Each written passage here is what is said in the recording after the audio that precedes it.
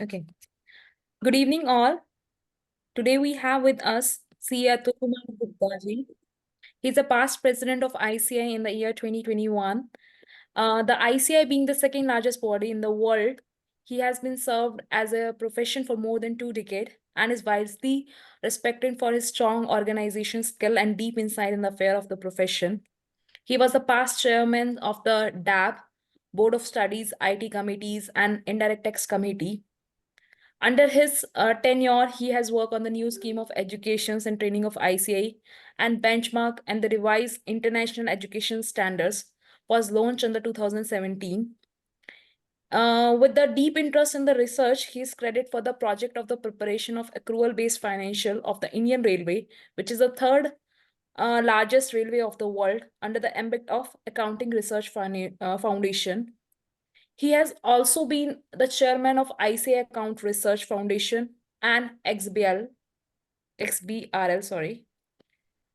He is also director of the governing body of the Indian Institute of the Insolvency Professional and the Register Valuation Organization. He is the member of the various government accounting standards. He has been a member of the Government Accounting Standard Advisory Board, IRDA, SEBI Primary Market Advisory Committee. On the international side, he is on the board of the IFSAC, XBRL. Also, he has been earlier the chairman of the Committee on the Education, Training and CPD of the SAFA, board member of the SAFA, IIRS, PF Committee of CAPA. He has been delivered more than 1,600 seminars and conference and the lectures throughout his journey. He is a regular publisher in the numerous articles which is in the newspaper, magazines, and the professional platforms. Today, I would like to invite C.A. Atul Gupta today for the webinar on the GST litigations. Over to you, sir. Thank you, Gunjan. Very respected chairman, the young and dynamic chairman of the Rohtak branch, Gaurav Bhai and his entire team, and all my respected colleagues from the Rohtak branch and the other areas who joined this webinar today. Thanks to Gaurav Bhai for organizing this and giving me this opportunity to come and share some of my thoughts. Friends, as Gaurav Bhai decided that let us have a session on the litigation under the GST. तो आज का मेरा जो ये session है, हम लोग इसमें आप सभी लोग देख पा रहे होंगे कि काफी जो है वो हजारों की संख्या में, मैं लाखों नहीं बोलूंगा लेकिन है एक्चुअली में वही संख्या कि लाखों की संख्या में जो है वो डिपार्टमेंट से शोकॉज नोटिस जो है वो सेक्शन 73, 74 के टाइम बारिंग होने की वजह से इशू किए गए हैं, इवन एएसएम के इशू किए गए हैं। तो हमारे को आज का जो हमारा डेलिब्रेशन है वो 2-3 पहलू पे है। नंबर 1 कि ये जो हमारे नोटिस हैं वो कितने तरह के नोटिस होते हैं हमारे, और जब ये नोटिस इशू किए जाते हैं तो डिपार्टमेंट किन चीजों को चेक करना चाहता है। तो हमें इन नोटिस को समझना है कि ये नोटिस किस तरह के होते हैं और उसमें वो क्या चीजें चेक करते हैं, और फाइनली हम लोगों को ये नोटिस के जवाब कैसे बनाने हैं। तो मैं इस मतलब इस पूरे तीनों एस्पेक्ट को मैं आप लोगों के सामने रखूंगा। लिटिगेशन एक बहुत बड़ा टॉपिक है, करीबन इसमें अगर हम फुल लिटिगेशन की बात करें तो फुल डे का सेशन चाहिए। तो मैं जो मुख्य बातें हैं मैं वही आप लोगों से करूंगा जो हमारे लिए सबसे ज्यादा बर्निंग इश्यूज होते हैं, जहां पर हमारी इमीडिएट हमारे को सपोर्ट चाहिए। तो अगर मैं बात करूं तो जैसा कि आप देख पा रहे होंगे, फुल स्क्रीन मैं अभी कर देता हूं, लेकिन उससे पहले मैं कुछ बातें आप लोगों को मुख्य बिंदु बताऊं। तो अगर लिटिगेशन की बात करें तो लिटिगेशन के अंदर हमारे बहुत सारे टॉपिक कवर होते हैं, जैसे असेसमेंट होती है जिसे हम ASMT 10 वगैरह बोलते हैं, ऑडिट होता है, इंस्पेक्शन है, सर्च एंड सीजर होती है, अरेस्ट होता है, सम्मन है, और उसके बाद जो है वो हमारे जो है वो फाइनली डिमांड आ जाती है। तो आज का जो हमारा टॉपिक है वो इस 10 नंबर जो पॉइंट है डिमांड, इसके ऊपर ज्यादा केंद्रित रहेगा कि हम लोगों को कितना तरह की डिमांड होती है, कैसे डिमांड रेज की जाती है, और उस नोटिस का हमने किस तरीके से जवाब देना है। फिर रिकवरी, प्रोविजनल असेसमेंट, अपील और रिविजनल अथॉरिटी, ये भी सब रहते हैं। अगर आप लोग देखें ध्यान से तो लिटिगेशन का जो सेक्शन 59 से शुरू होता है, तो वो अल्टीमेटली 121 नंबर सेक्शन तक जो है वो लिटिगेशन से रिलेटेड है। तो आप खुद समझ सकते हैं कि जो हमारा जीएसटी का 1/3 लॉ जो है वो केवल और केवल जो है वो लिटिगेशन को केंद्रित है। तो लिटिगेशन के तहत जो है वो कितनी सारी अपॉर्चुनिटीज या चैलेंजेस जो है वो हमारे प्रोफेशन के सामने जो है वो टाइम टू टाइम आती रहती हैं। अगर हम लोग जो है वो असेसमेंट की बात करें तो ये मैंने सारी चीजें आपके सामने रखी है, लेकिन मैं सीधा जो है वो आपको जो है वो अगर लेके जाऊं तो वो मैं ASMT 10 की तरफ लेके जाऊंगा। तो फ्रेंड्स, अगर हम लोग जो है वो ASMT 10 की बात करें तो आप सभी लोगों को पता है कि जब डिपार्टमेंट को ये लगता है कि मुझे कुछ हम लोगों ने जो अपनी रिटर्न फाइल करी है उसमें वो उस रिटर्न को स्क्रूटनी करना चाहता है, तो जैसे इनकम टैक्स में हमारा 143(2) का नोटिस इशू होता है, यहाँ पर 143(3) का नोटिस इशू होता है, जिसमें अगर उसको ये चेक करना है कि वो करेक्ट है या नहीं है इन्फॉर्मेशन जो भी सबमिट की गई है, तो वो आपको नोटिस इशू करता है और उस नोटिस का नाम जो होता है वो ASMT 10 होता है। अब हम लोग जो है वो जब ASMT 10 का जवाब देते हैं तो हम ASMT 11 में देते हैं और हम अपनी जो भी इंफॉर्मेशन हमने सप्लाई करनी है वो हम करते हैं, और इसके लिए हमारे को नॉर्मली जो है वो 30 डेज का टाइम होता है। अब अगर मान लीजिए डिपार्टमेंट को ये लगता है कि जो आपने एक्सप्लेनेशन दी है वो एकदम ठीक है, सारी बातें क्लोज हुई, तो वो उस केस में हमारा जो है वो मैटर यही क्लोज हो जाता है। लेकिन अगर एसएससी जो है वो अपना जवाब देता ही नहीं है, मेरी बात को यहाँ से ध्यान से समझिएगा, अगर एसएससी अपने जवाब देता ही नहीं है या उसने जवाब दिया लेकिन जो है वो जो डिपार्टमेंट ने कहा था कि इतना टैक्स जमा कराओ, लेकिन एसएससी कहता है मेरे को नहीं लगता मेरे को इतना टैक्स जमा कराना है, या एसएससी जो है और डिपार्टमेंट के बीच में डिससेटिस्फेक्शन, मतलब कि जो एसएससी कह रहा है वो डिपार्टमेंट नहीं मान रहा, तो वो आपस में जो है वो हमारा एक्सप्लेनेशन जो है वो सेटिस्फैक्टरी नहीं है। तो अगर मान लीजिए सेटिस्फैक्टरी है तो ASMT 12 इशू हो जाएगा, लेकिन अगर जवाब ही नहीं दिया या जवाब में डिपार्टमेंट ने जो डिमांड करी कि भैया आपका 2 लाख टैक्स बनता है हमने जमा नहीं कराया, या वो एक्सप्लेनेशन सेटिस्फैक्टरी नहीं है, तो उस केस में क्या करता है डिपार्टमेंट के पास राइट होता है कि डिपार्टमेंट जो है वो हमारे को या तो ऑडिट, अगर मैं मान लीजिए बात करूं जो आपके सामने मैंने ये बात रखी कि 65-66, अगर मान लीजिए डिपार्टमेंट को ये लगता है कि नहीं जी ये तो आपके ऊपर केस बनता है जहां पर आपको जो है वो आपका जो है वो स्पेशल ऑडिट होना चाहिए या आपका ऑडिट होना चाहिए, तो वो आपको सेक्शन 65 या 66 के अंदर जो है वो आपको नोटिस इशू कर देगा, या फिर वो 1 मिनट के लिए कोई रिकवरी प्रोसीडिंग शुरू कर देगा सेक्शन 67 में, या सेक्शन 73 और 74 के अंदर जो है वो आपको जो है वो SCN इशू कर देता है। तो दोस्तों अगर हम लोग ध्यान से बात को समझें तो अगर ASMT 10 इशू होता है तो वो अल्टीमेटली जो है वो SCN में कन्वर्ट हो जाता है, अगर हमारा जो है वो डिसएग्रीमेंट होता है तो अगर हम लोग बोले कि SCN कैसे इशू होता है, अगर मैं SCN की बात बोलूं तो मैं आपको आगे चल के दिखाऊंगा। SCN इशू होने के 3-4 रीजन होते हैं। नंबर 1 जो आपके सामने है कि ASMT 10 इशू हुआ और आपका डिसएग्रीमेंट हो गया, और उस डिसएग्रीमेंट की वजह से वो अल्टीमेटली जो है वो SCN में कन्वर्ट हो गया। दूसरा हुआ कि डिपार्टमेंट ने ऑडिट किया और डिपार्टमेंट में डिसएग्रीमेंट हो गया तो वो SCN में इशू हो जाता है। तीसरा ये है कि अगर मान लीजिए डिपार्टमेंट ने रिफंड दिया और रिफंड बाद में ये पाया गया, जैसे इन्वर्टेड ड्यूटी स्ट्रक्चर का रिफंड मिला, लेकिन डिपार्टमेंट को लगता है नहीं नहीं गलत रिफंड दे दिया, तो वो SCN इशू करता है। और चौथा है कि मान लीजिए कोई एंटी इवेजन वगैरह ने एक्सरसाइज करी या DGGI ने कोई इंक्वायरी करी और उस इंक्वायरी में कोई बात ऐसी निकल के आई कि डिपार्टमेंट को लगता है कि डिमांड बननी चाहिए, तो SCN इशू होता है। तो अगर आप ध्यान से समझें तो मेरा जो शो कॉज नोटिस है जो सेक्शन 73 और 74 में इशू होता है, दोनों में क्या फर्क है मैं बताऊंगा। तो अगर 1 मिनट के लिए ध्यान से समझे इस स्लाइड को गौरव भाई, तो आप सब लोग जरा ध्यान से समझे, तो शो कॉज नोटिस इशू होने का मैंने आपको एक तरह से एक रीजन बताया, एक मैंने आपको सीढ़ी बताई, मैंने आपको एक रास्ता बताया कि शो कॉज नोटिस कैसे इशू होता है। शो कॉज नोटिस इशू तो सबसे पहले हमें समझ होनी चाहिए कि ये लीगल स्ट्रक्चर है क्या। जीएसटी में रिटर्न भरना हम सबको आता है, ठीक है साहब, उसकी रिटर्न कैसे भरी जाती है, GSTR 1 क्या होती है, 3B क्या होती है, लेकिन आने वाले समय में रिटर्न तो ऑटोमेट हो जाएगी, कंप्यूटर से चली जाएगी, ठीक है ना साहब, मेकर चेकर कंसेप्ट आ जाएगा। क्योंकि अल्टीमेटली क्या होगा कि एक समय के बाद जब टेक्नोलॉजी अपने आप में टेकअप कर लेगी, ई इनवॉइस के थ्रू सारा डेटा चला जाएगा, तो रिटर्न भरना तो कंप्यूटर को आउटसोर्स हो जाएगा, लेकिन अल्टीमेटली क्या बचेगा, लिटिगेशन बचेगा। तो हमें लिटिगेशन की सीढ़ी पता होनी चाहिए कि ये स्टेप है, उसके बाद ये स्टेप है, उसके बाद ये स्टेप है, तो अल्टीमेटली उसी से हम लोग जो है वो अपने एसएससी को बता सकते हैं कि भाई अगर आपका ASMT 10 आपका इशू हुआ है, अगर आपका डिसएग्रीमेंट हो गया तो ऐसा नहीं कि आपकी रिकवरी शुरू हो जाएगी, ऐसा होगा कि या तो डिपार्टमेंट आपका स्पेशल ऑडिट के लिए बोलेगा या आपको शोकॉज नोटिस बनाएगा, और फिर शोकॉज नोटिस का रिप्लाई करेंगे, उसकी पर्सनल हियरिंग होगी, तब वो केस एडजुडिकेट होगा, तब डिमांड क्रिएट होगी, और फिर हम उसके अगेंस्ट में अपील में जा सकते हैं।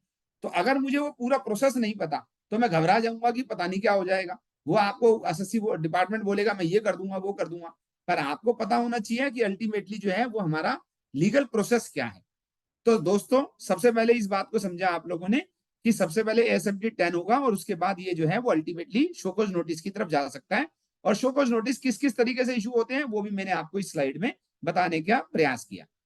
अब जो है वो गौरव भाई हम लोग जो है वो इस बात स्लाइड को समझें, क्योंकि यहाँ पर जो है वो डिपार्टमेंट ये बताना चाहता है कि जब मैं ASMT 10 इशू करूंगा तो मैं क्या क्या चीजें चेक करूंगा। ठीक है, तो आप लोग जरा इस बात को बड़े ध्यान से समझें कि उन्होंने हमारे को 8-10 बातें बताई हैं, 12 बातें बताई हैं कि मैं क्या क्या चेक करूंगा। सबसे पहले तो ये चीजें हमें खुद ही चेक करनी चाहिए। तो रेगुलर बेस पे हम अपने क्लाइंट के लिए ये काम करते हैं तो हमारे को फीस भी मिलती है, और अल्टीमेटली क्लाइंट की जो डिमांड है, चांसेस होते हैं कि उसकी डिमांड निकले ही ना। तो सबसे पहले क्या, GSTR 1 और 3B और बैलेंस शीट, इन तीनों को रिकनसाइल करते रहिए अल्टीमेटली, और GSTR 9, इन चारों को आपस में कि 1, 3B, 9 और बैलेंस शीट, ये चारों आपस में रिकनसाइल्ड है या नहीं है, ये हमारे को हमेशा देखते रहना चाहिए। दूसरी बात क्या होता है RCM में, अब RCM में क्या होता है कि लोगों ने सर्विस टैक्स के टाइम से RCM को कभी भी समझा नहीं। अब RCM कौन कौन सी एक्टिविटी पे एप्लीकेबल होता है, मुझे इसका RCM की लायबिलिटी कब जमा करानी है, ठीक है साहब, और अगर मुझे जमा करानी है तो कैश से जमा करानी है या ITC से जमा करा सकता हूँ, मुझे उसका क्रेडिट कब मिलेगा।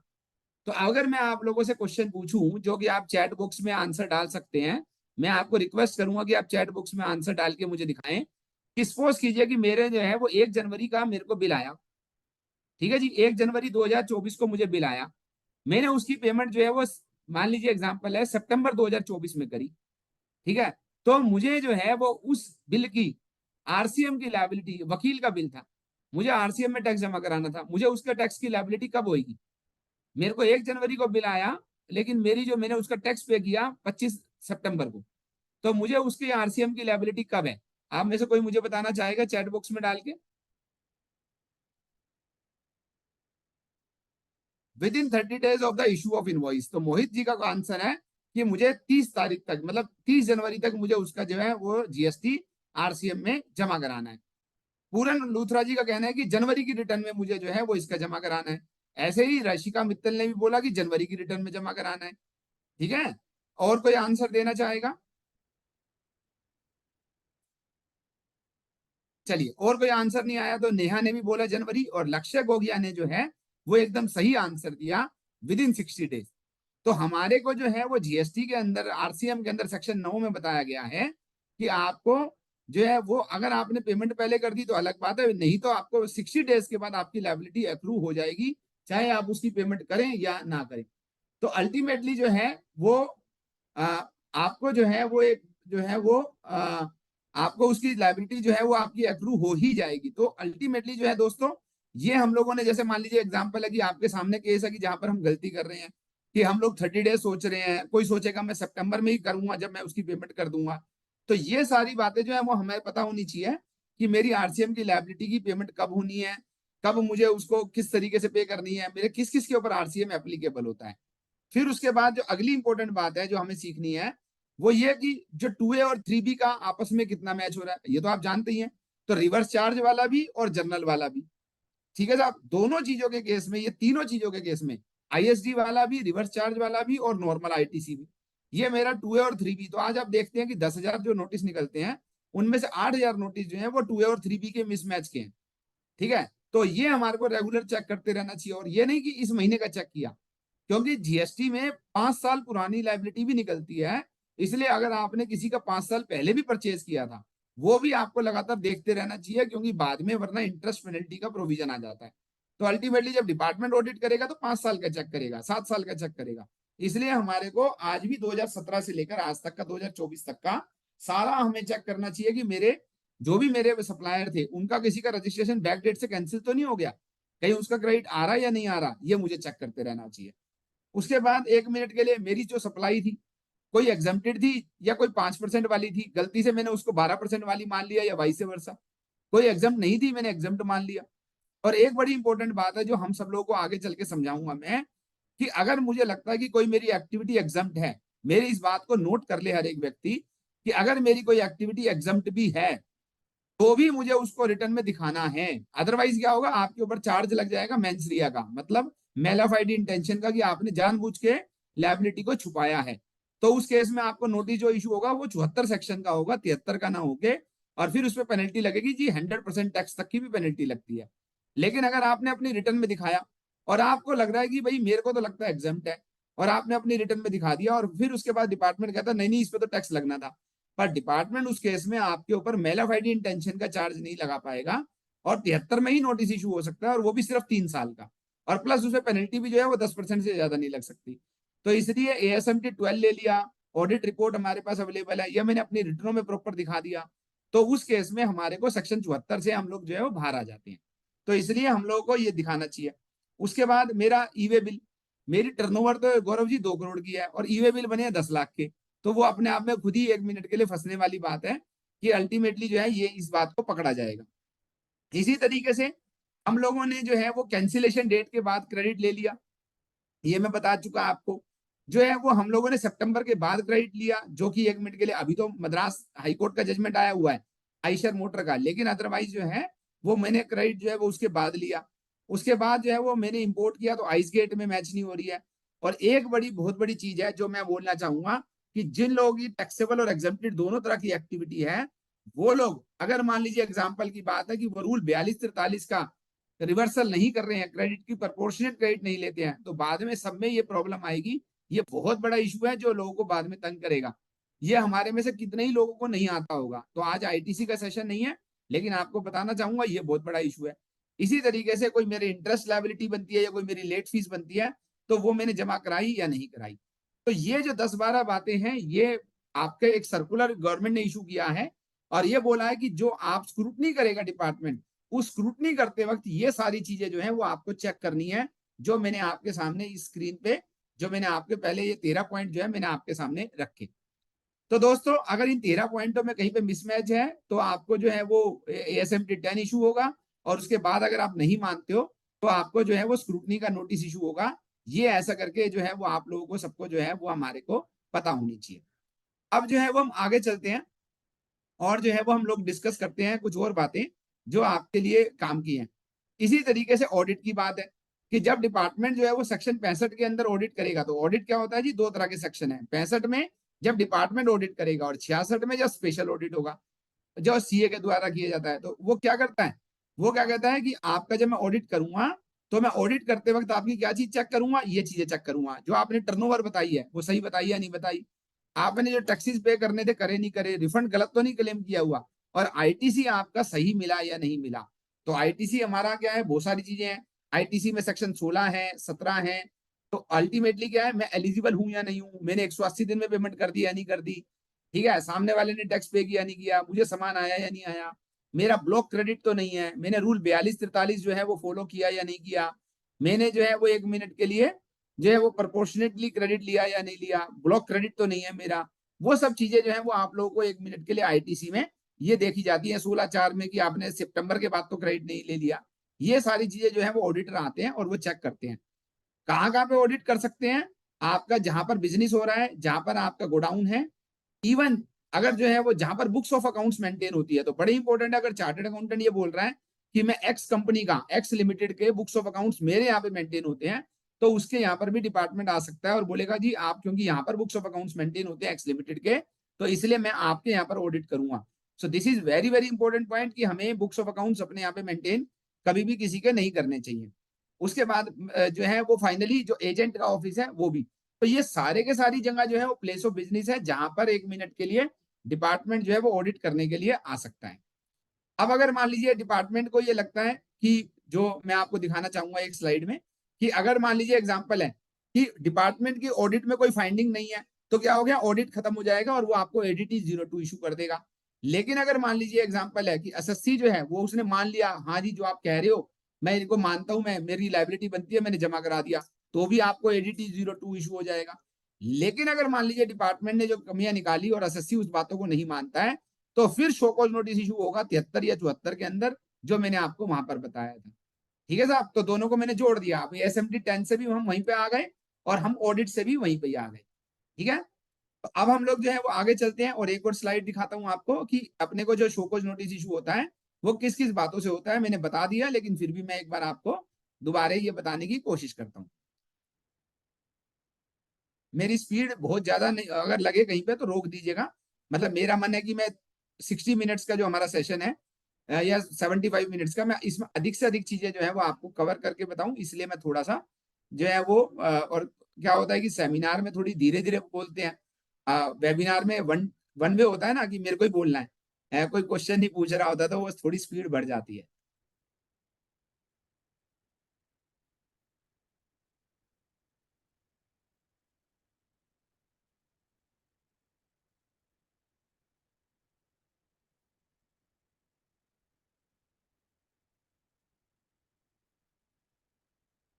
जी, अब देखिए ये जी, तो अभी क्या है जी, 1 मिनट के लिए आपका एएसएमटी 10 इशू हुआ। ठीक है साहब, आपका ऑडिट हुआ या आपकी कोई इंक्वायरी है डीजीजीआई ने करा, या कोई और प्रोसीडिंग है, जैसे आपको रिफंड मिलना था और वो आपने रिफंड लिया और वो आपका आपस में कुछ मिसमैच हो गया, तो ऑफिसर को जो है वो आपकी जो डिस्क्रिपेंसी थी, ऑफिसर उस आपके रिप्लाई से सेटिस्फाई नहीं है, तो क्या होगा गौरव जी, आपको जो है वो 1 मिनट के लिए शोकॉज नोटिस इशू होगा 73 या 74 में। ठीक है, अब लीगल प्रोसेस समझ लीजिए। पहले एसएमटी 10 इशू हुआ यहाँ पर, ठीक है, यहाँ पर एडीटी 01 इशू हुआ। ठीक है, यहाँ पर आपको नोटिस आया, सम्मन आया आपको। ठीक है, ये तीनों चीजों में सेटिस्फेक्शन नहीं है इनके रिप्लाई से। ठीक है साहब, तो उस केस में क्या होगा, अल्टीमेटली डिपार्टमेंट क्या करेगा, शो कॉज नोटिस इशू करेगा 73 या 74 में। आपको क्या करना है, उसका रिप्लाई सबमिट करना है। रिप्लाई क्या सबमिट करना है, ये मैं अभी आपको लिखवाता हूँ कि कैसे सबमिट करना है। आपने रिप्लाई सबमिट किया, उसके बाद हमारे को एक पर्सनल हियरिंग की अपॉर्चुनिटी मिलती है। ठीक है साहब, हमने लिखना होता है रिप्लाई में कि हमें पीएच दी जाए, तो जो हमारे को पीएच दी जाती है, हम हियरिंग में जाते हैं, एक्सप्लेन करते हैं। एक्सप्लेन करने के बाद जो होता है वो एक ऑर्डर पास होता है, यहां तक कोई प्री डिपॉजिट नहीं होता है। ठीक है साहब, यहां तक कोई प्री डिपॉजिट नहीं होता है। अब मान लीजिए ऑर्डर मेरे अगेंस्ट में आ गया। ठीक है साहब, एक तो हुआ कि मेरे फेवर में आ गया, ठीक है, तो बात ही खत्म हो गई। लेकिन अगर मेरे अगेंस्ट में आ गया, तो उस केस में क्या होगा, मैं एक अपील फाइल करूंगा फर्स्ट अपीलेट अथॉरिटी को, और यहाँ पर मुझे 10% पैसा जो है टैक्स का जो है वो मुझे यहाँ पर जमा कराना होगा अपील फाइल करने के लिए। और फिर 1 मिनट के लिए मुझे दोबारा पीएच मिलेगी, और पीएच मिलने के बाद जो है वो ऑर्डर इन अपील, मतलब अपील का ऑर्डर आ जाएगा। अब दोबारा ये फेवर में भी आ सकता है और ये अगेंस्ट में भी आ सकता है। तो मान लिया फेवर में आ गया, बात खत्म हो गई, ये मुझे रिफंड मिल जाएगा। ठीक है साहब, और अगर मेरे अगेंस्ट में आया तो क्या होगा, अगेंस्ट में आने के बाद जो है वो मैं जाऊंगा ट्रिब्यूनल में। तो ट्रिब्यूनल जो है वो अभी 1 अप्रैल 2024 से एप्लीकेबल होने वाले हैं। मैं ट्रिब्यूनल में जाऊंगा और यहाँ पर 10% पैसा और जमा कराऊंगा, मतलब और वो भी टैक्स का। तो मान लीजिए मेरी डिमांड है 2 करोड़ की, 2 करोड़ इंटरेस्ट है, 2 करोड़ पेनल्टी है, तो मुझे 2 करोड़ का 20% जमा कराना है। 10 पहले करा दिया, 10 अभी कराऊंगा। ठीक है साहब, तो मैं ट्रिब्यूनल जाऊंगा, ट्रिब्यूनल में मैं अपील फाइल करूंगा, वहां पर भी मुझे पीएच मिलेगी जी। ठीक है, और उसके बाद जो है वो 1 मिनट के लिए फाइनल ऑर्डर आ जाएगा। फाइनल ऑर्डर फेवर में भी आ सकता है, अगेंस्ट में भी आ सकता है।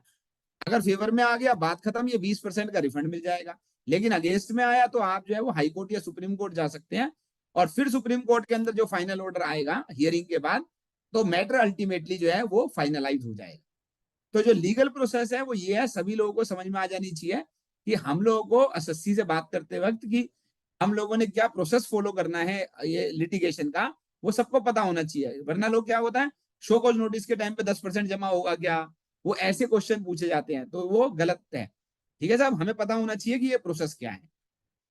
अब हम लोग जो है वो चलते हैं नोटिस के ऊपर कि सेक्शन 73 74 ये अलग अलग क्या है। बार बार अतुल गुप्ता बोले जा रहे हैं कि अलग अलग है, अलग अलग है, तो ये होता क्या अलग अलग है। तो मैं आपको बता दूं कि जैसे जो हमारे को शो कॉज नोटिस का भी इशू होता है, मैंने बताया, मान लिया एएसएमटी 10 फेल हो गया, ऑडिट फेल हो गया, एंटीवेजन फेल हो गया, डीजीजीआई या रिफंड गलत मिल गया, तो आपको शो कॉज नोटिस आएगा। तो क्या हुआ, आपने टैक्स नहीं जमा कराया या कम जमा कराया, या आपको गलत रिफंड मिल गया, या आपने आईटीसी गलत ले लिया। ठीक है साहब, तो ये सारे रीजन हैं आपको शोकॉज नोटिस इशू होने के, शोकॉज नोटिस इशू होने के, ये सारे रीजन है। अब अगर मान लीजिए किसी एसएससी के ऊपर ये चार्ज लगता है कि भैया नहीं, ये जो आपने जमा नहीं कराया ना, ये आपका एक फ्रॉड है, या आपका ये मिलफुल मिसस्टेटमेंट है, या सप्रेशन है। तो मतलब क्या है, अगर सपोज कीजिए मैं इसको बोलूं कि ये दाल है तो ये तड़का है, ठीक है साहब, कि अगर मान लीजिए दाल में तड़का है, मतलब डिमांड तो है, डिमांड में आपके ऊपर ये चार्ज भी लगाया है उन्होंने कि आपने फ्रॉड किया है, ठीक है साहब। तो अगर मान लीजिए चार्ज नहीं है चार्ज, तो आपको नोटिस आएगा सेक्शन 73 में।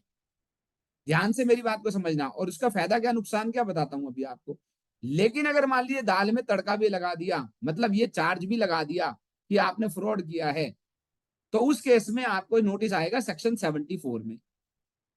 अब क्या होता है कि जब मैं 73 की बात करता हूं, तो 73 में जो सेक्शन 73 में जो डिमांड आ सकती है वो केवल लास्ट के 3 सालों की आ सकती है।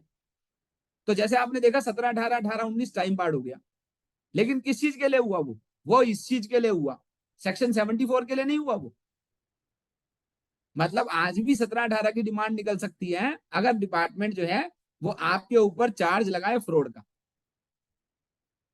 आज भी अगर वो डिमांड, अगर वो कहे कि आपके ऊपर, जैसे मान लीजिए सपोज कीजिए आईटीसी है, आज अगर मान लीजिए 17, 18 का आईटीसी चेक हो जाए और वो एसएससी जो है वो सप्लायर गायब मिले, ठीक है साहब, या आपने मान लीजिए एग्जेम्प्टेड सप्लाई कोई दिखाई नहीं है रिटर्न में, तो वो बोलेगा जी आपने तो सप्रेशन किया हुआ है।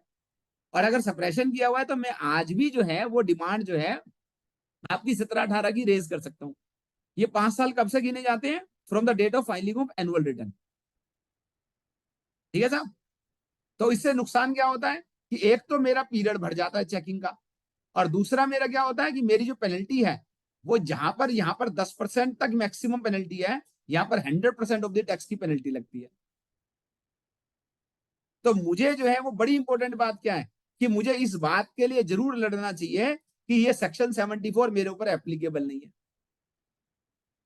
तो मेरा पहला रिप्लाई बनते हुए क्या होना चाहिए कि मुझे सेक्शन 74 नहीं लगना चाहिए। अब सेक्शन 74 कब नहीं लगेगा? जब मैं प्रूव कर दूंगा कि फ्रॉड नहीं है। अगर गलती है तो बोनाफाइड मिस्टेक है। वो मैं कैसे प्रूव करूंगा? मान लीजिए मेरे पास ASMT 12 है उसी पीरियड का, या मेरे पास ADT 02 है उसी पीरियड का, या मैंने अपनी रिटर्न के अंदर जो GSTR फाइल करी उसमें मैंने सारी इंफॉर्मेशन डिक्लेयर करी है, मैंने बैलेंस शीटें फाइल करी है, ठीक है साहब। तो उस केस में मेरे को ये प्रूव हो जाएगा। या मान लीजिए सपोज कीजिए कोई ऐसा इशू है, जैसे इमली है, इमली चली केरल से, गीली इमली थी, ठीक है साहब, दिल्ली आते आते सूख गई। अब गीली इमली पे 0% टैक्स है, वो वेजिटेबल है, लेकिन सूखी इमली पे जो है वो 1 मिनट के लिए स्पाइसीज है, उस पर 5% टैक्स है, ठीक है साहब। तो आपके पास क्या है कि जजमेंट है कि भैया इसके ऊपर जो है वो कंफ्यूजन है कि नहीं लगना चाहिए या नहीं लगना चाहिए। तो आपके पास अगर दो कॉन्ट्रेरी जजमेंट है, तो आप उस केस में कह सकते हो कि नहीं साहब, अगर मैंने टैक्स पे नहीं किया तो उसका रीजन था कि मैंने आपके सर्कुलर पे, नोटिफिकेशन पे, या आपके किसी जजमेंट पे रिलाय अपॉन किया, और उस वजह से मैंने 1 मिनट के लिए उस विश्वास में, मे भी गलत विश्वास है लेकिन उस विश्वास की वजह से मैंने उस पर टैक्स जमा नहीं कराया। पर आप मुझे ये नहीं कह सकते हो कि मेरा जो है वो 1 मिनट के लिए ये फ्रॉड है। क्योंकि क्या फायदा होता है, जरा समझने की बात करो कि सपोज कीजिए कि 1 मिनट के लिए मेरा जो है वो 1 मिनट के लिए, सपोज कीजिए कि मेरे को 2024 के अंदर जो है वो एक शोकॉज नोटिस आया, और उसमें पीरियड कवर है 2017 से 17, 18, 18, 19, जरा ध्यान से समझिएगा, 19, 20, 20, 21 और 21, 22, ठीक है, ये 5 साल का पीरियड कवर है। गौरव जी समझ रहे हैं?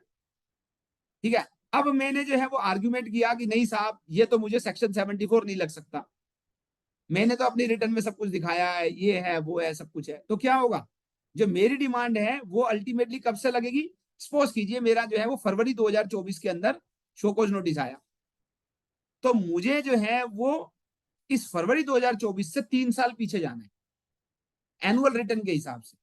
तो मान लीजिए सपोज कीजिए कि मैंने 19-20 की एनुअल रिटर्न जो है वो सपोज कीजिए कि मैंने भरी थी दिसंबर 20 में, 19-20 की रिटर्न मैंने भरी थी दिसंबर 20 में, तो दिसंबर 20 से 3 साल,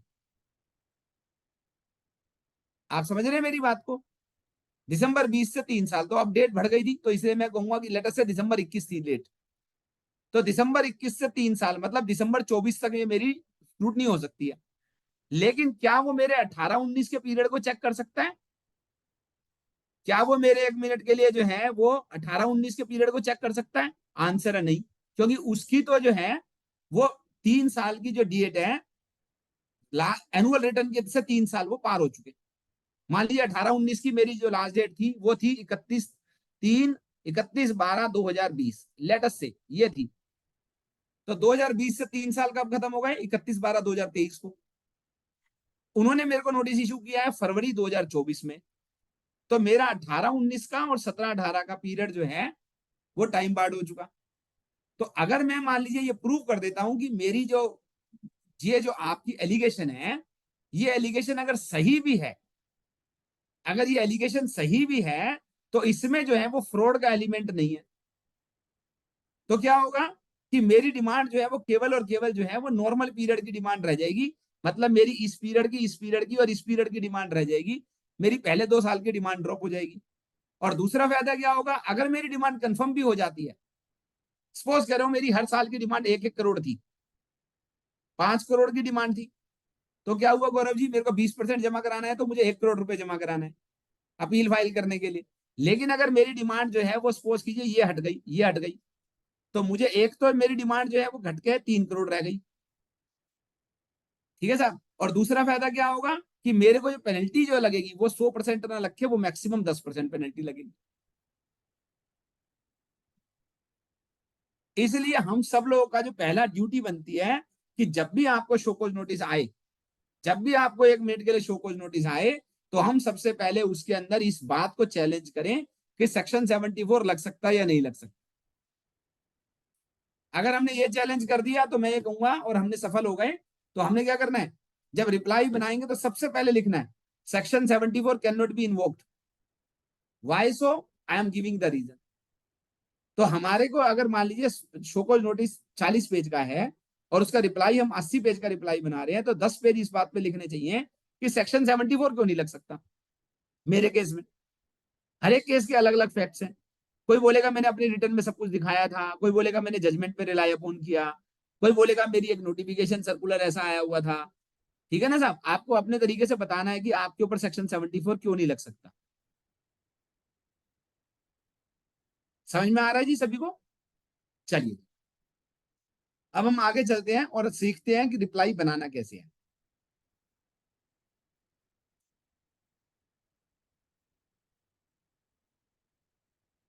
सबसे पहले तो एक बात समझ लीजिए आप लोग जो है वो, ये बात ध्यान से समझिएगा, मेरी कुछ बातें हैं जो मैं आपको 15-20 बातें बता रहा हूं।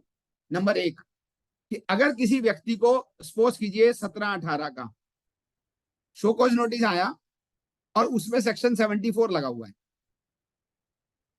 ठीक है साहब।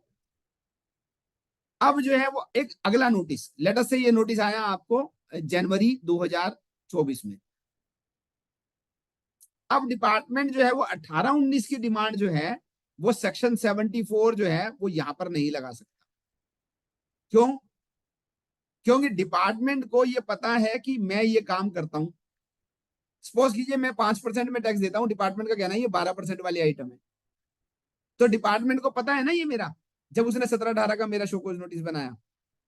अब वो 18-19 में ये कहे कि नहीं जी आपने तो फ्रॉड किया है, तो मैंने फ्रॉड कहां किया है आपको तो खुद ही पता है।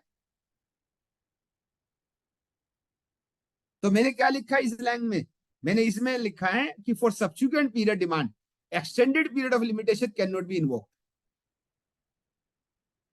अगर सेम इशू के ऊपर एक बार 74 सेक्शन लग गया तो अगले सालों में उस सेक्शन, उस डिमांड पे सेक्शन 74 नहीं लग सकता, उसमें 73 ही लग सकता है। तो कई बार तो क्या होगा गौरव जी कि अगर सपोज कीजिए फरवरी 2024 में मुझे नोटिस निकाल के दिया, सपोज कीजिए 17-18 और 18-19 का, सिर्फ 2 ही साल की डिमांड बनाई उसने, और मैंने लड़ा कि भैया सेक्शन 74 जो है वो 1 मिनट के लिए नहीं लग सकता, तो क्या होगा, मेरी पूरी की पूरी डिमांड ही ड्रॉप हो जाएगी। अगर मैंने सिर्फ ये प्रूव कर दिया कि सेक्शन 74 नहीं लग सकता, टैक्स बनता या नहीं बनता की बात नहीं हो रही है। आपने 5 की जगह 12, 12 की जगह 5 करा दिया, ठीक है साहब, वो बात नहीं हो रही है कि वो गलत है या सही है। बात यह है कि अगर सेक्शन 74 नहीं लग सकता, मतलब आपने रिटर्न में दिखाया था कि मैंने 5% टैक्स दिया इस आइटम पे, ठीक है साहब, तो आपकी जितनी समझ थी उसके हिसाब से आपने दे दिया टैक्स। अब डिपार्टमेंट ये बोले कि नहीं जी आपने तो फ्रॉड किया है, मैंने फ्रॉड किया, मैंने तो रिटर्न में दिखाया मैं 5% टैक्स दे रहा हूँ। तो 17, 18 और 18, 19 का जो मैटर जो नोटिस का होगा वो सेम होना चाहिए। अगर मान लीजिए मैं ये बोलूं कि देखो अलग अलग बातें हैं। मैं ये कह रहा हूं कि अगर उसने 17-18 में शोकॉज नोटिस बनाया 74 में, और फिर 18-19 में उसी आइटम पे दोबारा 74 लगा रहे हैं, सेम सेम मैटर पे। तो वो नहीं लगा सकता। एक बात वो अलग है, जो अभी मैं बात आपसे कर रहा हूं वो अलग है। कि अगर मान लीजिए आपने 74 को चैलेंज किया और 74 गिर गया, तो 73 में तो डिमांड बन ही नहीं सकती इन 2 सालों की, टाइम बार्ड हो गए, तो आपकी पूरी डिमांड ही गिर जाएगी। तो इंपॉर्टेंट जो है वो मेरिट पे लड़ने के अलावा, यहाँ पे मेरिट पे लड़े कि टैक्स बनता नहीं है, 5 बनता है, 12 बनता नहीं है, ये वो बातें अलग हैं, भूल जाइए इस बात को। ठीक है ना, ये याद रखिए कि हमने 74 के ऊपर ही पहले चैलेंज करना है। तो इसलिए हम लोगों के लिए बड़ी इंपॉर्टेंट बात है। उसके बाद ये क्या कहता है कि आपको पता है कि हमारा एक सर्कुलर आया था, सर्कुलर में ये बोला था कि सप्लायर के ऊपर भी जो है वो डिमांड बनेगी बायर के अलावा। ठीक है, बायर को तो अपना क्रेडिट रिवर्स करना है और सप्लायर को 122 सेक्शन के अंदर पेनल्टी लगेगी। तो ये कहता है कि अगर मान लीजिए किसी वजह से बायर अपना केस जीत जाता है, तो सप्लायर का केस ऑटोमेटिकली खत्म हो जाएगा। अगर सप्लायर पे कोई चार्ज नहीं है बायर पे, तो सप्लायर पे ऑटोमेटिकली 1 मिनट के लिए चार्ज खत्म हो जाएगा। ठीक है साहब, अब आगे चलते हैं और जो है समझते हैं। हमें जैसे मैंने बोला कि पर्सनल हियरिंग होगी, तो ये ध्यान रखने की बात है कि किसी भी केस में 3 से ज्यादा पर्सनल हियरिंग के लिए आप एडजोनमेंट नहीं ले सकते। अगर आप 3 से ज्यादा केस की एडजोनमेंट लेंगे तो वो एक्स पार्टी करके आपका ऑर्डर पास कर सकता है, और उसके बाद सीनियर लेवल पे भी आपको रिलीफ नहीं मिलेगा। तो ये बड़ी इंपॉर्टेंट बात है, कोई भी व्यक्ति हमारा प्रोफेशनल ब्रदर सिस्टर जो है वो 3 से ज्यादा एडजोनमेंट ना ले। फिर उसके बाद स्पीकिंग ऑर्डर पास करना बड़ा जरूरी है। कल को डिपार्टमेंट ने क्या करा कि सपोज कीजिए आपने, उन्होंने कोई शोकॉज नोटिस बनाया और उस शोकॉज नोटिस का आपने रिप्लाई सबमिट किया, उसने रिप्लाई को कंसीडर ही नहीं किया और उसने सीधा जो है वो एक ऑर्डर बना दिया। ठीक है साहब, और आपके रिप्लाईज को कंसीडर ही नहीं किया, तो आप कोर्ट में जाएंगे तो आप बोल सकते हैं कि ये स्पीकिंग ऑर्डर नहीं है। तो उस केस में क्या होगा, कोर्ट इमीडिएटली बोलेगा कि नहीं आप इनके रिप्लाई को दोबारा कंसीडर करिए, मैं एक्स पार्टी वो मैं रिमांड बैक कर रहा हूं, और आप 1 मिनट के लिए दोबारा 1 मिनट के लिए इस केस को सुनिए और फिर उसके बाद ऑर्डर पास करें। जो तीसरी बहुत बड़ी चीज है दोस्त, वो ये है कि एक तो वेग एससीएन होते हैं। ठीक है, एक तो वेग एससीएन है, और एक है कि एससीएन जो है ऑर्डर जो है वो एससीएन से ट्रेवल एक्स्ट्रा कर रहा है। वेग एससीएन क्या होता है समझो। मान लीजिए आपने एक सपोज कीजिए आपने किसी क्लाइंट को कोई सर्विस रेंडर करी, और डिपार्टमेंट ये कह रहा है कि आपकी सर्विस जो है वो बिजनेस ऑक्सिलरी सर्विस में आ सकती है, और वो कहता है बिजनेस सपोर्ट सर्विस में आ सकती है, या वो बोलता है कि जी आपकी सर्विस जो है वो 1 मिनट के लिए सपोज कीजिए इस कोड में आ सकती है, या आपकी एक्टिविटी जो है वो 1 मिनट के लिए इस कोड में आ सकती है। तो जब वो और यूज करता है, इसका मतलब क्या है कि डिपार्टमेंट अपने आप में ही कंफर्म नहीं है कि मेरी डिमांड कहां बनती है। तो इस तरह के केसेस को हम बोलते हैं वेग शोकॉज नोटिस। तो हमें जो है वो ऐसे केसेस में अटैक किस पे करना चाहिए, हमें अटैक इस चीज पे करना चाहिए कि ये वेग शोकॉज नोटिस है। और आपको मैं एक जजमेंट बताऊंगा शुभम इलेक्ट्रिकल्स का, दिल्ली हाई कोर्ट का जजमेंट है, जिसमें उन्होंने ये बात बोली है कि अगर आपको वेग शोकॉज नोटिस मिलता है तो उस केस में डिमांड ही जो है वो वॉइड एब इनिशियो है। आपको ये नहीं करना कि नहीं नहीं सर इसमें तो नहीं बनता, इसमें बनता है देख लो ना, आपने बोलना है सॉरी सर ये वेग शोकॉज नोटिस है।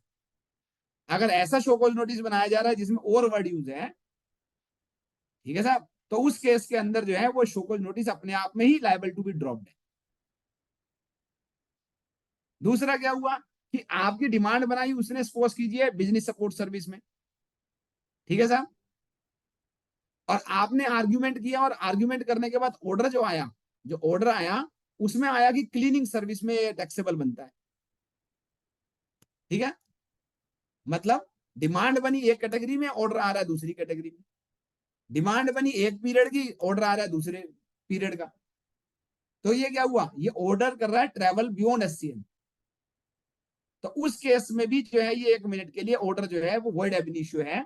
और उस केस में जो है ये नहीं होगा कि वो बोलेंगे इसको वापस लेके जाओ, नहीं साहब, thank you very much, now they can not change the order, this is also illegal, avoid devoid of law. तो उस केस में भी ये वॉइड एब इनिशियो है और वहां पर 1 मिनट में आपका जो है वो केस वहीं कंक्लूड माना जाए। तो इंपॉर्टेंट ये है कि हम लोग जो है वो इन बातों को समझें कि ये ऑर्डर ट्रेवल्ड बियॉन्ड SCN क्या होता है, या वेग शोकोज नोटिस क्या होता है। सर अगर शोकोज आ गया तो उसमें कोई आइटम बाद में ऐड ऑन भी नहीं कर सकता वो किसी रूट से? ओरिजेंडम कर सकता है, Random कर सकता। वो कर सकता है, लेकिन अगर मान लीजिए वहां पर वो वेग है, जो मैंने आपको बोला, जो शोकोज नोटिस बनाया वेग तरीके से गया है, तो वहां पर आप उसको चैलेंज कर सकते हो। ठीक है, उसके बाद आगे चलते हैं।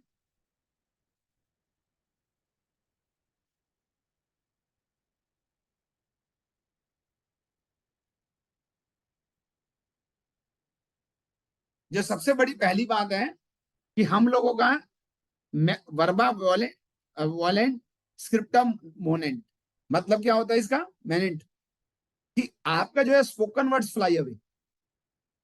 कई बार क्या होता है कि हम लोगों का 40 पेज का शोकोज नोटिस आता है और हमारा रिप्लाई 2 पेज का होता है। हम ये सोचते हैं कि जब हम हियरिंग में जाएंगे ना हम सब कुछ एक्सप्लेन करेंगे, लेकिन हियरिंग में क्या होता है कि वो आपकी ऑर्डर शीट पे लिखते हैं, नोट शीट पे लिखते हैं, the authorise representative appeared and reiterated the fact submitted earlier, और हमें वो वर्बली हम समझाते हैं, लेकिन वर्बली 2 महीने 3 महीने बाद वो याद भी नहीं रहेगा जब ऑर्डर पास होगा।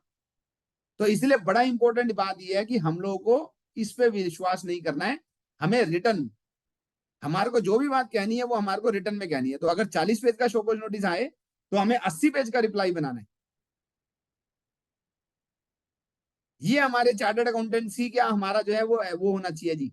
हमें ब्रांड एम्बेसडर की तरह काम करना है कि हमने जो है जी वो इस चीज को इतने डीपली हमने अंडरस्टैंड करके रिप्लाई बनाया है। दूसरी बात क्या होनी चाहिए कि अगर मान लीजिए एग्जांपल है contain in detail all your submissions, एक बड़ी इंपॉर्टेंट बात यह है, मैं आगे चल के बताऊंगा कि शोकोज नोटिस उठाओ, कच्ची पेंसिल लो, और जितने भी शोकोज नोटिस के पैराग्राफ हैं उन सबको अंडरलाइन करके, यहां पर पॉइंट नंबर 1 है तो यहां पर पॉइंट नंबर 2 है, उन सबको 1 मिनट के लिए पैरावाइज एलिगेशन बनाओ। तो अगर टोटल 20 एलिगेशन हैं सपोज कीजिए शोकोज नोटिस में, तो हमने जो 20 के 20 एलिगेशन का पैरावाइज रिप्लाई बनाना है हेडिंग के साथ। ये नहीं कि जी हम लोग कह रहे हैं कि नहीं जी आप कुछ नहीं कह रहे, जो भी आप कह रहे हो कोई वैल्यू नहीं है तो मेरा टैक्स नहीं बनता, सॉरी, आपको हर एक 1 मिनट के लिए पॉइंट का सेपरेट आंसर बनाना है, और उसके बाद जो है वो उसको डिटेल में बनाने के साथ साथ उसको सब्सटेंशिएट भी करना है। मतलब क्या कि अगर मान लीजिए सपोज कीजिए आप मूवी देखते हो, एक क्रिमिनल मूवी होती है जी कोई भी, उसमें क्या कहता है कोर्ट ऑफ लॉ क्या कहता है, मुझे एविडेंस चाहिए, मैं उसके बिगर नहीं मानूंगा, मर्डर हुआ है तो मुझे उसका चक्कू दिखाओ, उसकी बंदूक दिखाओ, उसका हथियार दिखाओ। सिमिलरली मान लीजिए आप कोई बात कहना चाह रहे हो कि मुझे टैक्स नहीं लगेगा, तो आप ये किस बेसिस पे बोल रहे हो, कोई नोटिफिकेशन है, कोई सर्कुलर है, कोई जजमेंट है, ठीक है साहब, आप वो तो मुझे दिखाओ। तो आपको क्या है कि सब्सटेंशिएट करना है अपनी रिप्लाई को, अनसब्सटेंशिएटेड रिप्लाई नहीं होनी चाहिए कि आप जो बात कह रहे हो उसका कोई एविडेंस ही नहीं है। तो आपने अगर मान लीजिए एक पैराग्राफ बनाया, एक एलिगेशन उठाया, उसका एक पैराग्राफ बनाया, उसका रिप्लाई बनाया, कोई डेफिनेशन लगाई, फिर आप उसके अंदर जो भी रेलेवेंट ऑर्डर है, मान लीजिए आप कोई जजमेंट रिलाई अपॉन करना चाहते हैं, तो ये नहीं कि जजमेंट का पूरा कॉपी कर दिया, 20 पेज का जजमेंट है तो 20 पेज का जजमेंट लगा दिया, नहीं, आपको उसका पैरा 7.6 मान लीजिए रेलेवेंट है तो उसको रिप्रोड्यूस करना है अपने रिप्लाई के नीचे कि sir as per this case citation this para 17.6 also the honorable court upheld the position that this is not a taxable activity which is similar to my case. The para 7.6 is reproduced below. तो हमें क्या है कि 1 minute के लिए ये नहीं कि 20 पेज का जजमेंट लगा दिया और अब एडजुडिकेटिंग अथॉरिटी खुद ढूंढ ले कि मेरे रेलेवेंट कौन सा काम है, मेरे फेवरेबल कौन सा पैरा है, नहीं, ये आपने खाली साइटेशन डाल दी और 1 मिनट के लिए कह रहे हो जी जजमेंट अपने आप ढूंढ लो। अब वो कहां से जजमेंट ढूंढेगा भाई। तो हम लोगों ने जो है वो अपनी जो भी बात हम कहना चाहते हैं उसको हमें सब्सटेंशिएट करना है, अनसब्सटेंशिएटेड रिप्लाई जो है वो कभी भी जीत नहीं पाती है जी केस। फिर उसके बाद 1 मिनट के लिए रिटर्न आर्ग्यूमेंट मैंने बोल दिया, ठीक है, आगे चलते हैं। और एक बड़ी इंपॉर्टेंट बात है कि जो भी बात हमें कहनी है, तो मान लीजिए आपके पास 20 एलिगेशन है और 20 एलिगेशन के बारे में आप अल्टरनेटिव प्ली देना चाहते हैं कि भाई मेरा पहली बात तो ये कहना है कि ये मेरी टैक्सेबल ही नहीं है, दूसरी बात ये कहना है कि इस पे टैक्स ये वाली बात है, तीसरा मेरे को ये कहना है, चौथी बात ये कहनी है। तो कई बार क्या होता है, एक ही बात को हम 4 रीजन से बोलना चाहते हैं कि इस पे टैक्स नहीं लगेगा। तो वो चारों बातें हमारे को 1 मिनट के लिए करनी चाहिए, ताकि फ्यूचर में अगर कल को हाई कोर्ट में, ट्रिब्यूनल में हम दूसरी बात कहने लगे तो वो बोलेंगे ये बात तो आपने नीचे कभी बोली नहीं। तो जो पॉइंट आप नीचे नहीं लेंगे, आप जो है वो अगर मान लीजिए एडजुडिकेटिंग अथॉरिटी के पास आप नहीं लेंगे, तो फिर वो आप अपील में नहीं ले पाएंगे या ट्रिब्यूनल में नहीं ले पाएंगे आप 1 मिनट के लिए। तो इसलिए बड़ा इंपॉर्टेंट क्या है कि आपको जो भी कहना है वो इस स्टेज पे जरूर बोले, ताकि आप अगली स्टेज पे कोई आपसे ये ना बोले कि आपने ये बात तो नीचे उठाई नहीं थी। इसी तरीके से आगे चलते हैं। तो क्या करना है, हम लोगों ने एक वर्ड बाय वर्ड पढ़ना है ताकि हम रिप्लाई को उस तरीके से बनाएं। हमने उसमें से सारे इंपॉर्टेंट पॉइंट्स को कार्व आउट कर लेना है, जितने भी एलिगेशंस हैं जिनका हमें रिप्लाई बनाना है। और उसके बाद हम लोगों ने क्या करना है कि हमने ड्राफ्टिंग शुरू करनी है। एक बात ध्यान रखिएगा कि अगर टोटल मुझे 10 घंटे एक रिप्लाई में करने हैं, तो मेरा जो है वो 3 घंटे जो है वो मेरा को शोकॉज नोटिस पढ़ना है, 4 घंटे में मेरे को रिसर्च करनी है, और फिर 3 घंटे के अंदर मुझे जो है वो राइट करना है।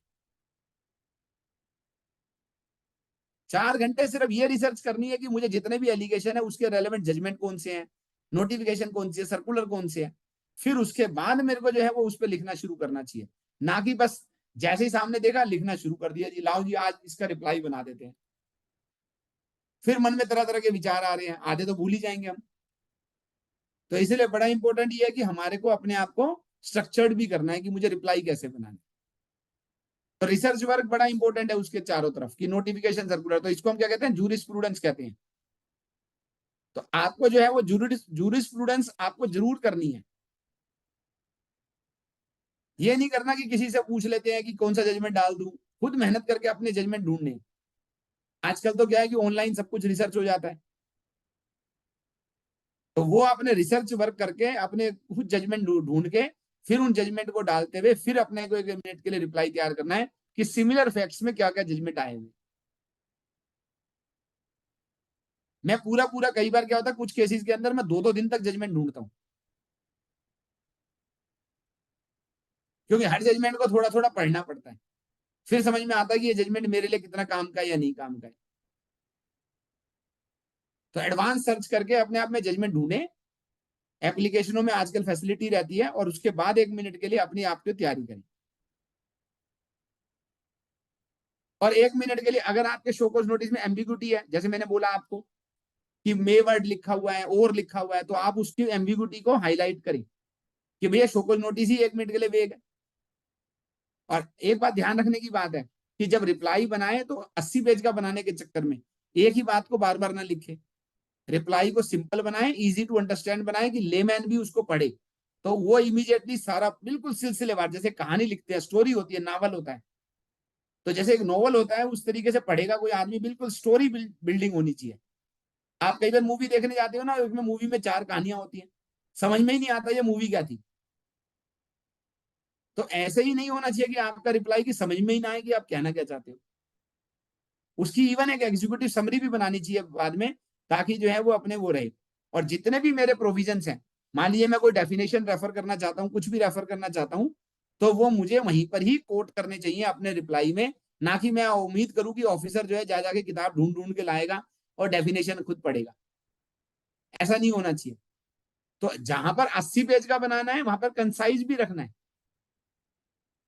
मतलब क्या हुआ कि सारी बातें काम काम की लिखनी है, लेकिन फिर भी 80 पेज का होना चाहिए, अगर 40 पेज का शोकॉज नोटिस है तो, जिससे कि आप सब कुछ अच्छे से डिटेल्ड में कवर कर रहे हैं, लेकिन एक ही चीज को बार बार नहीं बोल रहे। ठीक है साहब। उसके बाद आपको रेलेवेंट मटेरियल को आपने, जैसे मैंने बोला, आपको इररेलेवेंट फैक्ट्स को आप या सबमिशंस को स्किप कर दीजिए। प्रॉपर एविडेंस, जो डॉक्यूमेंट्री एविडेंस है उनको साथ में लगाइए। रिप्लाई सेल्फ एक्सप्लेनेटरी होनी चाहिए। और जैसे मैंने बोला ऑर्डर ट्रेवल्ड बियॉन्ड SCN, अगर ये है तो उसको चैलेंज करिए। अगर आपको मान लीजिए 2022 तक क्या था कि आपको पहले 74.5 के अंदर जो है वो कंसल्टेशन कंपलसरी थी। अगर कंसल्टेशन नहीं दी गई है, आप इसी चीज को चैलेंज कीजिए कि जी मुझे कंसल्टेशन दी नहीं गई तो शो कॉज नोटिस ही वैलिड नहीं है। कई बार क्या होता है कि show cause notice issued without authority of law. मान लिया डिमांड है 2 करोड़ की और इशू कर दिया मान लिया सुपरिटेंडेंट ने, जबकि उसको करना था AC ने। ठीक है, तो आप इसी बात पे चैलेंज करिए कि जी आपके पास तो पावर ही नहीं है इस शो कॉज नोटिस इशू करने की। तो उस चीज को 1 मिनट के लिए ध्यान रखिए।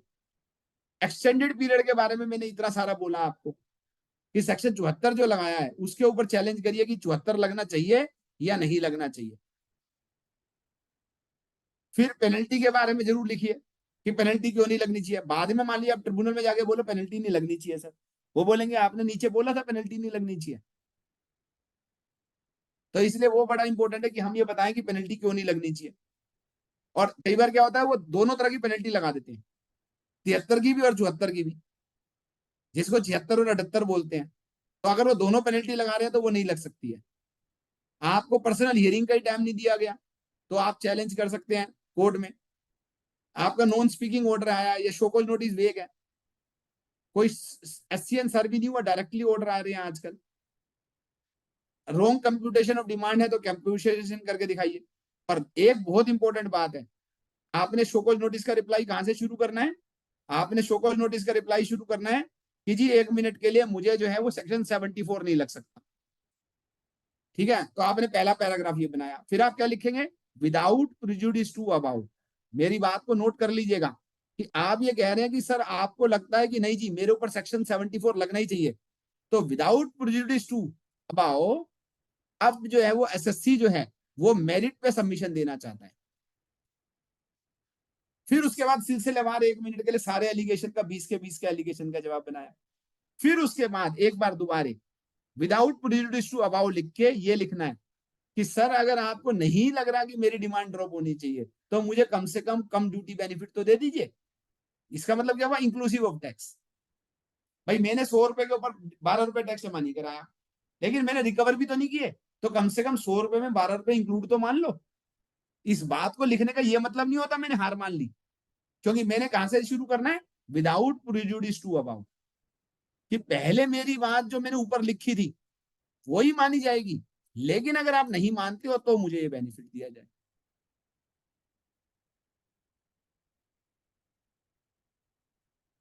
आया समझ में जी? तो ये था सर सारा का सारा जो मैं आप लोगों के साथ एक बार के लिए जो है वो आज के इस सेशन के अंदर डिस्कस करना चाह रहा था गौरव भाई। मैंने जैसे बात हुई थी कि मैं करीबन करीबन 1 घंटा हम लोग इसको डिस्कस करेंगे। अभी मैं एक काम करता हूँ कि थोड़ा रुकता हूँ और अपने फ्रेंड्स जो भी हमारे कुलीग्स हैं उनके कुछ क्वेश्चनों के आंसर ले लेते हैं कि जो हमारे वो हैं। जैसे आशा जी ने पूछा कि कंटिन्यूअस 3 और इन होल केस 3 एडजॉर्नमेंट। सो आपको मैं बता दूं कि 3 एडजॉर्नमेंट है हर सिचुएशन में। एडजुडिकेशन में 3 है, अपील में 3 है, ऐसे होता है। तो आपने मान लीजिए एडजुडिकेशन हो रही है, आप 3 एडजॉर्नमेंट लेके चौथी मतलब 3 से ज्यादा नहीं ले सकते। फिर आपका केस आपके अगेंस्ट में आ गया आशा जी, फिर आप अपील में गए, अपील में भी आप 3 बार जाके एडजॉर्नमेंट ले सकते हैं और फिर आपको केस करना है। ये नहीं कि टोटल केस में कोई रिकॉर्ड बन रहा है कि ये आदमी तो 3 बार से ज्यादा टोटल में नहीं आ सकता, टोटल बार नहीं आया तो काम खत्म, नहीं, वो नहीं होता है। तो मैं रिक्वेस्ट करूंगा कि अपने और फ्रेंड से जिनके भी कोई क्वेश्चन हो वो इसके ऊपर ले लें, तो मैं अपने चैट बॉक्स आंसर। में भी ले सकते हैं, अगर आप रेज हैंड करेंगे तो मैं आपको स्क्रीन पे ऐड कर दूंगा। If anyone having query please raise hand और please type in the query chat box.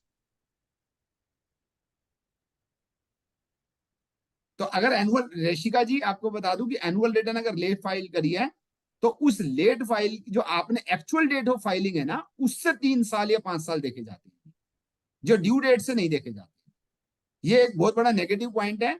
और जो लोग डेट बढ़वाते हैं ना वो मैं उनको बोलता हूं कि डेट बढ़वा के अपना ही नुकसान कर रहे हो, कि जितनी डेटें बढ़वा रहे हो उतनी ही आपका जो है वो 3 साल का 5 साल का पीरियड आगे चल रहा है। तो इसलिए एक्चुअल डेट ऑफ फाइलिंग देखी जाती है, ड्यू डेट ऑफ फाइलिंग से 3 साल 5 साल नहीं होते हैं।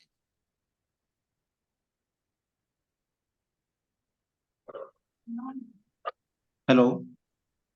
तो करमबीर सर, you can अगर ask. मान लीजिए एग्जांपल है, अगला क्वेश्चन है देवन का, what if adjournment is not granted upon request, genuine grant and x party order is pass. तो अगर मान लीजिए आपने एडजॉर्नमेंट मांगी है, 3 बार से कम है, 1 बार हुआ या 2 बार हुआ और उन्होंने एक्स पार्टी कर दिया, तो आप जैसे ही हायर अथॉरिटी पे जाओगे वो आपको रिमांड बैक कर देंगे जी केस। तो आप हायर अथॉरिटी पे जाइए और उनको रिक्वेस्ट करिए कि सर मुझे एक्स पार्टी ऑर्डर कर दिया जबकि मेरी जेन्युइन इशू था और मेरी ये पहली एडजॉर्नमेंट रिक्वेस्ट थी, तो वो आपको एक्स पार्टी ऑर्डर को रिजेक्ट कर देते हैं और वो जनरली नॉर्मली रिमांड बैक कर देते हैं। परंतु हेलो। आपको ये ध्यान रखने की बात होती है कि आपने जो एडजॉर्नमेंट की रिक्वेस्ट सबमिट करी है, आप साइलेंट रहे तो 1 मिनट के लिए गलत है, आपको एडजॉर्नमेंट की रिक्वेस्ट सबमिट करनी होती है। दूसरा क्वेश्चन है लक्ष्य का, sir can ITC be availed on RCM late paid? Yes, आप जो है वो आज भी आरसीएम का क्रेडिट ले सकते हो, लेकिन ध्यान रखिएगा लक्ष्य जी कि मेरे को सेक्शन 17(5) में एक जगह पे लिखा हुआ है कि अगर आपको सेक्शन 74 एक बार लग गया तो उसका क्रेडिट नहीं मिलेगा। तो आपको इस प्रोविजन को 17(5) से पढ़ना है साथ में। तो आपने अगर आरसीएम सू मोटो जमा करा दिया डिपार्टमेंट के आने से पहले, तो उस केस में आपको उसका क्रेडिट मिल जाएगा।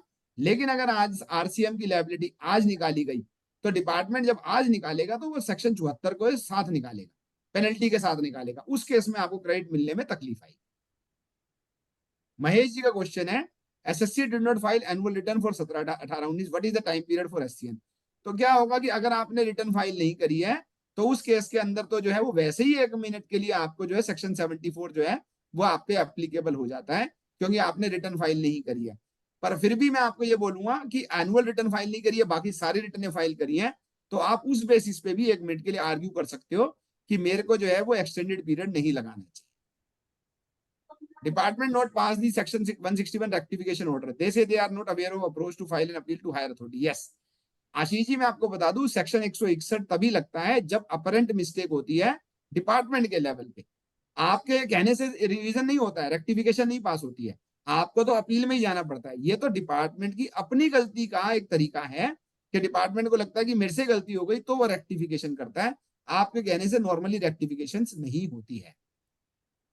Sir last date to claim ITC for 17-18 के लिए मैं आपको बता दूं कि जैसे हमारा आइशर मोटर का जजमेंट आया, उन्होंने बोला कि आपको 3B के बेस पे आप क्रेडिट किसी का रोक नहीं सकते हो, तो उनके हिसाब से तो आप इवन आज भी क्लेम कर सकते हो।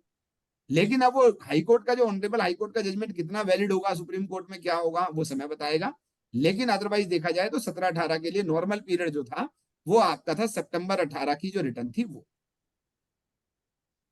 पूरन लूथरा कहते हैं कि in case R9 is not filed, say turnover less than 2 crore, then time limit.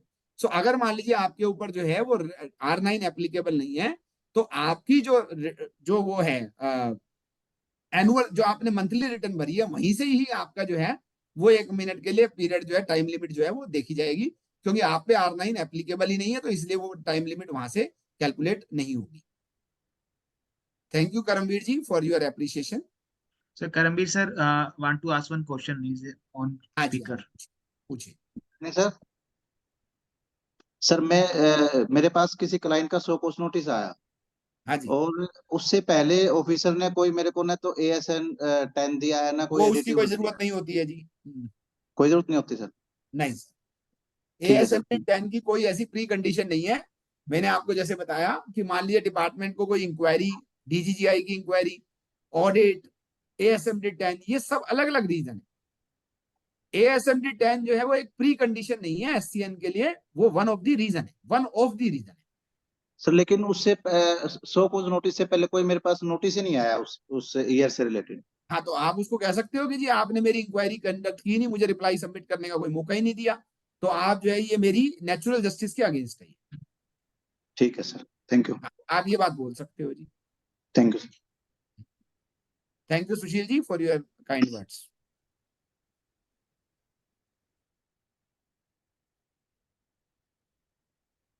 कोई और क्वेश्चन है तो आप पूछ सकते हैं जी।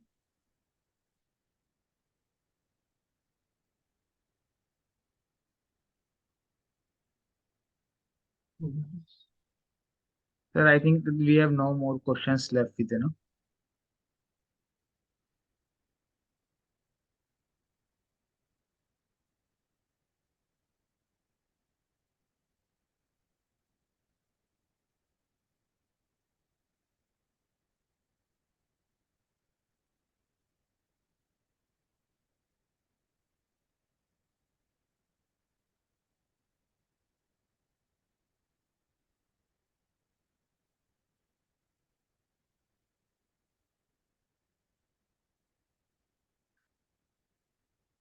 So two हाँ, questions. मैं आपको बताता हूँ जी।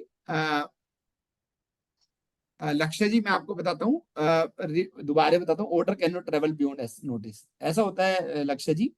मैं आपको दो तरह के एग्जांपल देता हूँ।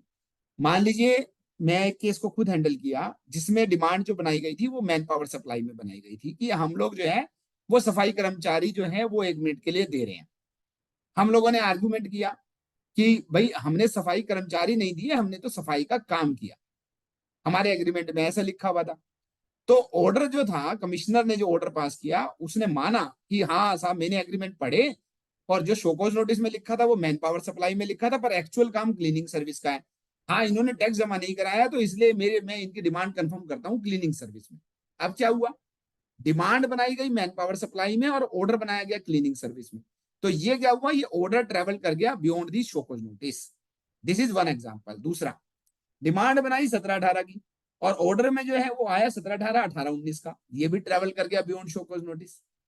तो ये ऐसे कई सारे एग्जाम्पल हो सकते हैं जब आपका जो ऑर्डर है वो शोकॉज नोटिस के बियॉन्ड चला जाता है और वो इलीगल है, वो अगेंस्ट द लॉ है। तो उस केस में आपका ऑर्डर जो होता है वो वॉइड एब इनिशियो बन जाता है और आप उसको चैलेंज कर सकते हो। अगला क्वेश्चन है सीमा जी का कि जीएसटीआर 9C जो है वो फाइल की गई है without paying additional tax due, what will be the consequence.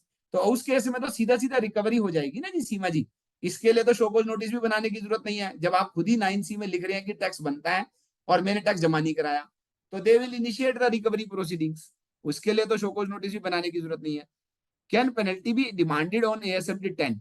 मैं आपको बता दूं कि ASMT 10 जो है वो उसके लिए आपको शोकॉज नोटिस बनाना पड़ेगा मोहित जी। ASMT 10 में पेनल्टी डिमांड नहीं होती है, आपको टैक्स डिमांड करते हैं वो, और अगर आप जमा नहीं कराते हैं तो वो शोकॉज नोटिस बनाएंगे आप। सर कई बार ASMT 10 के अंदर वो डिमांड करते हैं कि सारे ईवे बिल्स की कॉपी, सारे डेबिट क्रेडिट नोट की डिटेल्स, क्या वो ऐसा मांग सकते हैं? लीगली नहीं मांग सकते। उस केस में कैसे हैंडल करना चाहिए जनरली? तो आप उनको बोलिए कि जी आपका सर्कुलर है, उस सर्कुलर के तहत आपने रिटर्न की कॉपी मांगनी है, आपको अगर मेरा ये सब कुछ चेक करना है तो आप ऑडिट का नोटिस इशू करिए।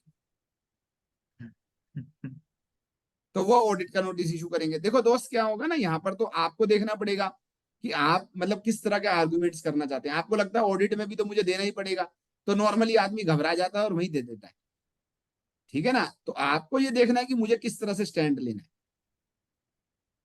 लेकिन ASMT 10 में सर्कुलर में साफ साफ लिखा हुआ है, मैं आपको सर्कुलर का वो भी दिखा देता हूं 1 मिनट के लिए। मैं आपको दिखाता हूं, उसमें साफ साफ सर्कुलर में लिखा हुआ है कि आप जो है वो वही चीज वो कर सकते हैं जो एक रिटर्न से मिनट के समझ लिए सकते हैं। ये है ASMT 10 to be issued with the document available with the department. No need to seek document before issuing ASMT 10. Discrepancies mentioned in the ASMT 10 be specific, not generic. ठीक है, तो ये दो बातें, और ये सर्कुलर नंबर है आपका, इंस्ट्रक्शन नंबर 2/2022 है। इसको आप रेफर करके कह सकते हो कि सर आप जो है वो मेरे ऑलरेडी जो डॉक्यूमेंट सबमिटेड है आप उसके बेस पे ASMT 10 बनाइए, मेरे से जो है डिटेल नहीं मांगिए। ठीक है, thank you so much sir.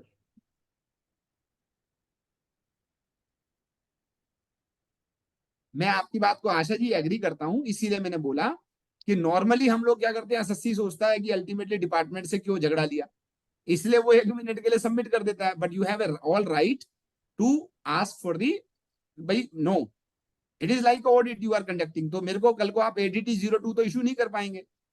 अगर मुझे ADT 02 इशू होगा तो कम से कम मेरे पास 74 सेक्शन नहीं लग सकता बाद में, क्योंकि डिपार्टमेंट को वो सारी इंफॉर्मेशन मैंने दिखा दी है, तो वो कल को ये नहीं कह सकता कि सप्रेशन ऑफ फैक्ट हुआ है। मैं आपको एक छोटा सा एग्जांपल देता हूं आप सब लोगों को। मैंने एक केस कंटेस्ट किया था जिसमें क्या हुआ था कि जैसे जम्मू एंड कश्मीर में क्या होता है कि एक एक्साइज के टाइम की बता रहा हूँ कि अगर आप 10,000 बैग निकालते हो तो उस पर 250 रुपए की ड्यूटी लगती है बैग पे, और 10,000 से ज्यादा बैग बेचते हो तो 400 रुपए की ड्यूटी है। अब एसएससी को पता नहीं था वो नोटिफिकेशन के बारे में, उसने क्या करा 30,000 बैग बेचे, लेकिन 250 रुपए के हिसाब से ड्यूटी थी। पर वो जितने भी बैग निकालता था वो रिटर्न के अंदर एक कॉलम होता था वो डालता था, तो उसने 30 के 30,000 बैग लिखे कि मैंने इतने बैग इस महीने निकाले। अब डिपार्टमेंट ने बाद में बोला 7 साल बाद की जी शोकॉज नोटिस निकाला 74 सेक्शन बना के। मैंने उस केस को कंटेस्ट किया, मैंने बोला कि मैंने अपने वो सारे बैग की डिटेल रिटर्न में डाली, तो मेरे को अगर इतनी समझ होती, मेरे को मेंसरिया तो नहीं है ना मेरी। मेंसरिया का मतलब होता है intention to evade the tax, तो intention to evade the tax तो नहीं है, क्योंकि मेरे को नहीं पता था। मैंने तो बोनाफाइडी में मैंने अपने रिटर्न में सारी डिटेल डाली, और ये रिटर्न आपके पास अवेलेबल थी, और आपको भी इसका रिटर्न को स्क्रूटनी करना होता है।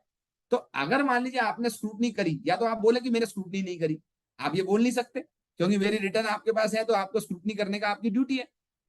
तो अगर आपने रिटर्न में स्क्रूटनी करी और आपने भी वो नहीं पाया, कुछ गलती मेरे को भी समझ नहीं थी, तो ये जो है मोडाफाइडी मिस्टेक है, ये मेलाफाइडी नहीं है।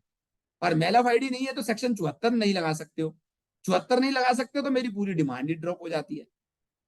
तो आप लोगों को भी ये बात समझनी है कि 1 मिनट के लिए हम लोगों ने ये किस तरीके से आर्ग्यूमेंट्स करने होते हैं। तो अगर आपके पास एडीटी 02 है या एएसएमटी 12 है, तो आपको ये बहुत बढ़िया आपको वो मिल गया कि डिपार्टमेंट कल को बोले 74 सेक्शन लगेगा, तो आप बोलोगे सर सिमिलर मैटर पे आपने एडीटी 02 इशू किया, उस टाइम पे आपको भी लगा कि टैक्स नहीं बनता है, मुझे भी लगा टैक्स नहीं बनता है। अब आप ये तो नहीं कह सकते ना कि मैंने फ्रॉड किया है या मैंने सप्रेशन किया है। तो दैट्स द इंपॉर्टेंट पॉइंट जो हमें आर्ग्यू करना चाहिए, इससे हमारी पेनल्टी भी बचती है और हमारी डिमांड भी छोटे पीरियड की रह जाती है।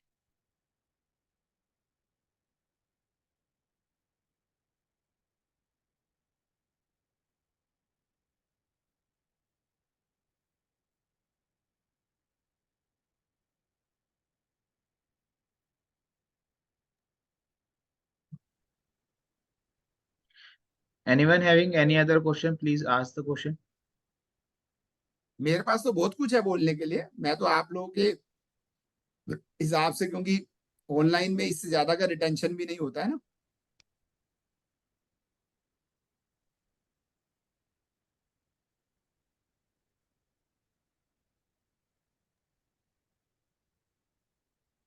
स्पेशल ऑडिट के लिए चार्टर्ड अकाउंटेंट, कॉस्ट अकाउंटेंट को अपॉइंट किया जाता है, वो नाम देते हैं कि किसका ऑडिट करना है, और वो फिर सीए ऑडिट करके डिपार्टमेंट को रिपोर्ट सबमिट करता है, और उसके बेस पे जो है वो एडीटी 02 इशू होता है या शोकॉज नोटिस इशू होता है। Thank you Seema ji for your kind words.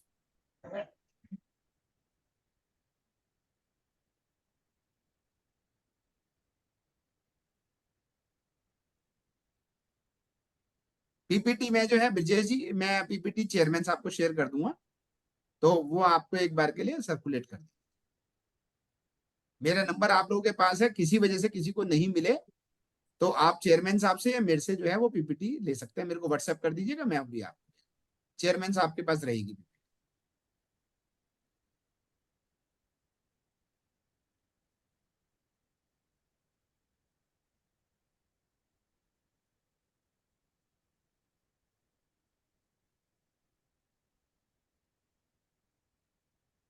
Mahesh ji, मैं पीपीटी जैसे मैंने बताया आपको, मैं चेयरमैन साहब को दे दूंगा, आप उनसे ले लीजिएगा।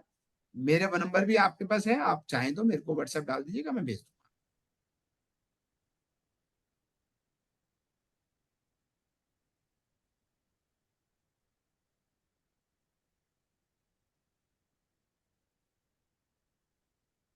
Thank you Asha ji for your kind words.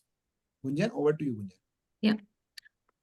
Thank you so much, Atul sir, for the wonderful session. It was great listening you as always. I would like to call our chairman, CA Gaurav Agarwal, Gaurav Bansal, for the votes of thanks. Over to you. A very thanks to Atul sir for sharing a valuable knowledge session with us. And एक single request पे sir ने हमारी accept की request, उसके लिए very very thanks sir. And आप सभी लोगों को मैं बताना चाहूंगा कि आज हमें एनआईआरसी की बेस्ट ब्रांच अवार्ड में स्मॉल एंड माइक्रो कैटेगरी में रोहतक ब्रांच को फर्स्ट अवार्ड मिला है। वेरी हमारी गुड, रोहतक ब्रांच के लिए फर्स्ट टाइम हमें अवार्ड मिल रहा है। एक्सीलेंट है जी, एक्सीलेंट। तो I for this I am very thankful to all the members and first of all, I would like to thank our guest speaker, CA Atul Kumar Gupta sir, and my committee colleague, CA Gunjan Agarwal, CA Nikhil Narang ji, CA Puran Luthra ji, and CA Surinder Chuk ji, who all are with us in the panelist list, and all my senior members and senior members and my professional colleagues and members. Thank you so much for this giving a precious time and sharing valuable knowledge and making this session a very wonderful. Now I request Gunjanji to conclude and Thank you, Gaurav, for remarkable words. For PPT will be shared soon by the Gaurav in the group or email. Thank you all for the webinar. And we request you to join tomorrow also. We have a series of a webinar going on day after day. So I request everyone to join tomorrow webinar, which will be for the 5 to 7 p.m. We'll share the details again in the group. Please join the ongoing series of these webinars. Thank you all.